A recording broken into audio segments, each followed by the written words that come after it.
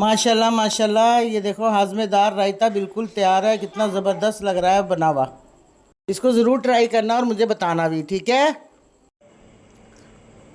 बिस्मिल्लाहिर्रहमानिर्रहीम। मेरी प्यारी बेटियों, मेरी प्यारी बहुओं, आज मैं आपको बेहतरीन रायते की रेसिपी बताऊंगी, ठीक है। ये देखिए मेरे पास ये सारी चीज़ें हैं, ये अच्छी तरीके से देख लें आप लोग, ठीक है।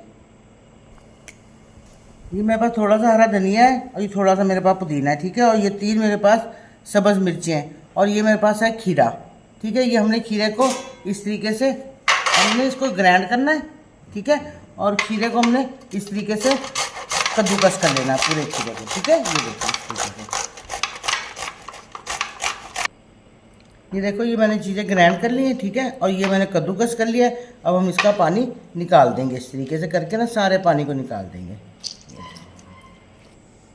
ये देखो मैंने इसमें से पानी निकाल लिया है, ठीक है। दोनों चीज़ें मेरी ये तैयार हो गई हैं।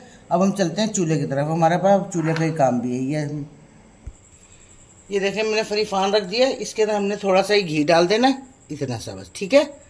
और उसके बाद में ये मेरे पास थोड़े से लहसुन है और ये 2 पीस मेरे पास अदरक के हैं, ये देखें, ठीक है। ये हमने इस तरीके से लाल कर लेनी ताकि जो इसकी खुशबू है ना वो अच्छी सी आए। ऐसे कच्चे लहसुन की आएगी ना, लेकिन मैं जिस तरीके से बताऊंगी ना आपको, इसकी खुशबू बहुत अच्छी होगी, मज़े का बनेगा, है ना। ये देखिए मेरे पास आधी चमची ज़ीरा है। अब हम इसको ज़ीरे को भी इसमें डाल देंगे, ठीक है। इस तरीके से इसकी बड़ी ज़बरदस्त खुशबू बनेगी। बहुत मज़े का ज़बरदस्त रायता बनता है ये हाजमेदार। ये आप गोश्त वगैरह खाएँ उसके साथ ये रायता इस्तेमाल करें, आपका ना कोई नुकसान नहीं होगा, बहुत मज़े का बनेगा, ठीक है। ये देखें, ये देखो बेटा, इतना लाल करने के बाद में ना अब हम इसको आराम से निकाल लेंगे। हमने इसको भी ग्राइंड करना है, ठीक है। इसको भी ग्राइंड करना है। ये देखो बेटा मैंने ये पीस लिया है, ठीक है। ये घी मीडियम ने लहसुन और ज़ीरा, ठीक है। इस तरीके से इसको लेना आपने। दही को, दही में ये 1 कटोरी आपने एक तकरीबन प्याज गंठी की चॉप करी हुई है, ठीक है। ये इसमें डाल देनी है हमने इस तरीके से, ठीक है। ये मैंने 1 टमाटर कटा हुआ बारीक, ठीक है, ये भी हमने इसमें डाल देना है।